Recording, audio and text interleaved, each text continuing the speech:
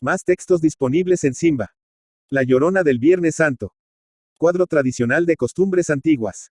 Existe en Lima, hasta hace 50 años, una asociación de mujeres todas garabateadas de arrugas y más pilongas que piojo de pobre, cuyo oficio era gimotear y echar lagrimones como garbanzos. Vaya una profesión perra y barrabasada. Lo particular es que toda socia era vieja como el pecado, fea como un chisme y con pespuntes de bruja y rufiana. En España dabanlas el nombre de plañidoras, pero en estos reinos del Perú se les bautizó con el de doloridas o lloronas. Que el gobierno colonial hizo lo posible por desterrarlas, me lo prueba un bando o reglamento de duelos que el virrey don Teodoro de Croix mandó promulgar en Lima con fecha 31 de agosto de 1786, y que he tenido oportunidad de leer en el tomo 38 de papeles varios de la Biblioteca Nacional. Dice así, al pie de la letra, el artículo 12 del bando. El uso de las lloronas o plañidoras, tan opuesto a las máximas de nuestra religión como contrario a las leyes, queda perpetuamente proscrito y abolido, imponiéndose a las contraventoras la pena de 1 mes de servicio en un hospital, casa de misericordia o panadería. Parece que este bando fue como tantos otros, letra muerta. No bien fallece a prójimo que dejase hacienda con que pagar un decente funeral, cuando el albacea y deudos se echaban por esas calles en busca de la llorona de más fama, la cual se encargaba de contratar a las comadres que la habían de acompañar. El estipendio, según reza un añejo centón que he consultado, era de 4 pesos para la plañidera en jefe y 2 para cada subalterna. Y cuando los dolientes, echándola de rumbosos, añadían algunos realejos sobre el precio de tarifa, entonces las doloridas estaban también obligadas a hacer algo de extraordinario, y este algo era acompañar el llanto con patatuses, convulsiones epilépticas y repelones. Ellas, en unión de los llamados pobres de hacha, que concurrían con un cirio en la mano, esperaban a la puerta del templo la entrada y salida del cadáver para dar rienda suelta a su aflicción de contrabando. Dígase lo que se quiera en contra de ellas, pero lo que yo sostengo es que ganaban la plata en conciencia. Habíalas tan adiestradas que no parece sino que llevaban dentro del cuerpo un almacén de lágrimas. Tanto eran estas bien fingidas, merced al expediente de pasarse por los ojos los dedos untados en zumo de ajos y cebollas. Con frecuencia, así habían conocido ellas al difunto como al moro Musa, y mentían que era un contento exaltando entre ayes y congojas las cualidades del muerto.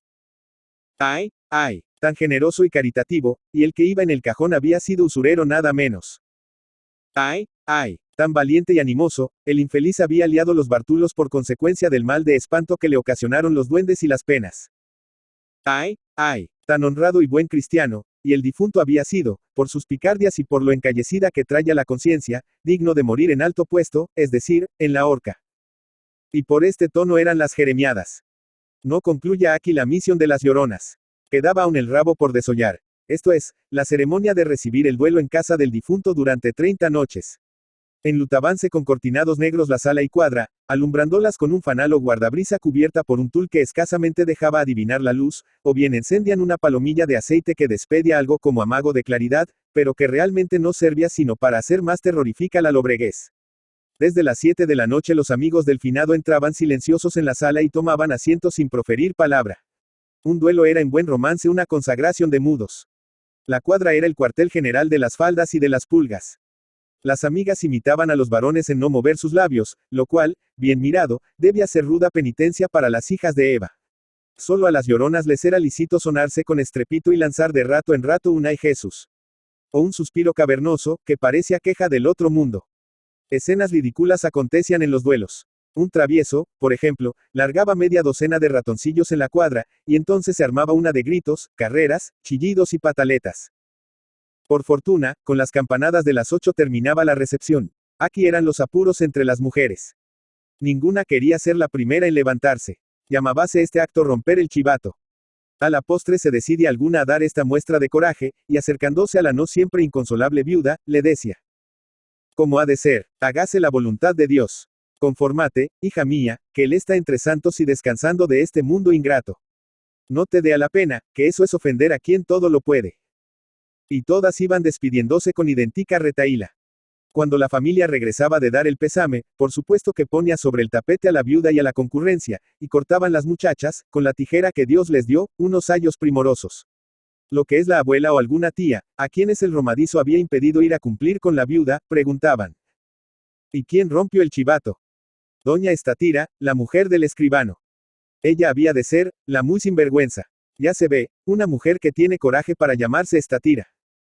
Por más que cavilo no acierto a darme cuenta del porqué de esta murmuración. Caramba, supongo que una visita no ha de ser eterna, y que alguien ha de dar ejemplo en lo de tomar el camino de la puerta, y que no hay ofensa a Dios ni al prójimo en llamarse estatira. En cada noche recibe a la Llorona una peseta columnaria y un bollo de chocolate. Y no se olvide que la ganga duraba un mes cabal. Solo en el fallecimiento de los niños no tenían las Lloronas misión que desempeñar. Ya se ve, angelitos al cielo. Pero entre todas las plañidoras había una que era la categoría, el non plus ultra del género, y que solo se dignaba asistir a entierro de virrey, de obispos o personajes muy encumbrados. Distinguíase con el título de la Llorona del Viernes Santo. El pueblo la llamaba con otro nombre que, por no ruborizar a nuestras lectoras, dejamos en el fondo del tintero. Ah, sí, se decía. El entierro de don fulano ha estado de lo bueno lo mejor. Con decirte, niña, que hasta la Llorona del Viernes Santo estuvo en la puerta de la iglesia. Para mí solo hay una profanación superior a esta, y es la que anualmente se realiza en las grandes ciudades, con el paseo o romería que, en noviembre, se emprende al cementerio. La vanidad de los vivos y no el dolor de los deudos es quien ese día adorna las tumbas con flores, cintas y coronas emblemáticas. ¿Qué se diría de nosotros?, dicen los cariñosos parientes. Es preciso que los demás vean que gastamos lujo. Y encontre vanidad hasta en la muerte, dice el más sabio de los libros. Las losas sepulcrales son objeto de escarnio y difamación en esa romería. Hombre, dice un mozalbete a otro chisgarabis de su estofa, pasando revista a las lápidas. Mira quién está aquí, la Carmencita, ¿no te acuerdas, chico? La que fue querida de mi primo el banquero, y le costó un ojo de la cara. Muchacha muy caritativa, y bonita, eso sí, solo que se pintaba las cejas y fruncia la boca para esconder un diente mellado. Preciosa corona le han puesto a don Melquiades. Mejor se la puso su mujer en vida, buen mausoleo tiene don Junipero. Podría ser mejor, que para eso robó bastante cuando fue ministro de Hacienda. Valiente pillo, fíjate en el epitafio que le han puesto a don Milón, que no fue sino un borrico con herrajes de oro y albarda de plata. Llamar pozo de ciencia y de sabiduría a ese grandísimo cangrejo, gran zorra fue doña Remedios. La conocí mucho, mucho. Como que casi tuve un lance con el Juan Lanas de su marido, no sabía yo que se había ya muerto el Marqués del Algarrobo. Bien viejo ha ido al hoyo. Como que era contemporáneo de los espolines de Pizarro, pucha. Aquí está un patriota abnegado, de esos que dan el ala para comerse la pechuga y que saben sacar provecho de toda calamidad pública. Y basta para muestra de irreverente murmuración. A estas maldicientes les viene a pelo la copla popular. El zapato traigo roto. Con que lo remedare, con picos de malas lenguas que propalan lo que no es. El verdadero dolor huye del bullicio. Ir de paseo al cementerio el día de finados por ver y hacerse ver, por aquello de, ¿a dónde vas Vicente? A donde va toda la gente, como se va a la plaza de toros, por no velería y por matar tiempo, es cometer el más repugnante y estúpido de los sacrilegios. Dejo en paz a los difuntos y vuelvo a las lloronas. Los padres mercedarios, en competencia con lo que la víspera hacían los agustinianos, sacaban el Viernes Santo en procesión unas andas con el sepulcro de Cristo, y tras ellas y rodeada por multitud de beatas, iba una mujer desgreñada, dando alaridos, echando maldiciones a Judas, a Caifás, a Pilatos y a todos los sayones. Y lo gracioso es que, sin que se escandalizase alma viviente, lanzaba a los judíos apóstrofes tan subidos de punto como el llamar los hijos de la mala palabra. De la capilla de la Vera Cruzalia también, a las 11 de la noche, la famosa procesión de la Minerva, que, como se sabe, era costeada por los nobles descendientes de los compañeros de Pizarro, quien fue el fundador de la aristocrática hermandad y obtuvo que el Papa enviara para la iglesia un trozo del verdadero Lignum Crucis, reliquia que aún conservan los dominicos. Pero en esta procesión todo era severidad, a la vez que lujo y grandeza. La aristocracia no dio cabida nunca a las lloronas, dejando ese adorno para la popular procesión de los mercedarios. El arzobispo don Bartolomé María de las Heras no había gozado de esas mojigangas, y el primer año, que fue el de 1807, en que asistió a la procesión hizo, a media calle, detener las andas, ordenando que se retirase aquella mujer escandalosa que, sin respeto a la santidad del día, osaba pronunciar palabrotas inmundas. ¿Creerán ustedes que el pueblo se arremolinó para impedirlo?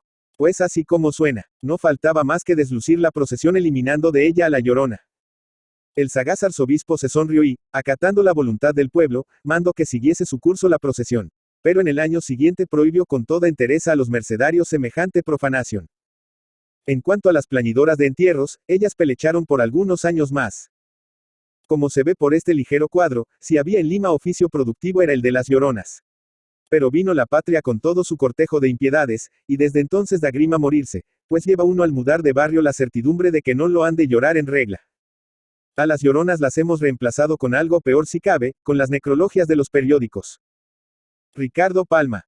Ricardo Palma, Lima, 7 de febrero de 1833. Miraflores, Lima, 6 de octubre de 1919, fue un escritor romántico, costumbrista, tradicionalista, periodista y político peruano, famoso principalmente por sus relatos cortos de ficción histórica reunidos en el libro Tradiciones Peruanas.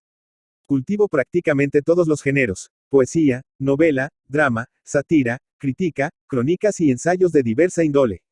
Sus hijos Clemente y Angélica siguieron sus pasos como escritores. Debutó en la literatura en 1848 formando parte del grupo que él mismo llamaría más tarde la Bohemia de su tiempo. Comenzó con poesía, unos versos románticos que aparecieron el 31 de agosto en El Comercio, mientras paralelamente escribía en diversas publicaciones críticas de espectáculos con numerosos seudónimos. Luego pasó a escribir obras de teatro. Su primer drama, El Hijo del Sol 1849, no se llegó a representar, pero alrededor de 1858 dejó de hacerlo a pesar de haber obtenido algún éxito en el público limeño. Solo 2 piezas de este periodo han sobrevivido. El drama Rodil, 1851, redescubierto 100 años después de su publicación, Palma había destruido la mayoría de los ejemplares, y la comedia El Santo de Panchita, que escribió junto con Manuel Asensio Segura. Su primer libro de prosa, Corona Patriótica, apareció en 1853. 2 años más tarde sale Poesías y en 1865, Armonías. Libro de un desterrado. Su obra poética no estuvo exenta de polémica. En 1890 publicó A San Martín, poema que provocó la protesta del gobierno chileno, que lo consideró ofensivo para su país. El último poemario de Palma, Filigranas. Aguinaldo a mis amigos, apareció 2 años más tarde. En 1865, compiló la antología Lira Americana. Colección de poesías de los mejores poetas del Perú, Chile y Bolivia.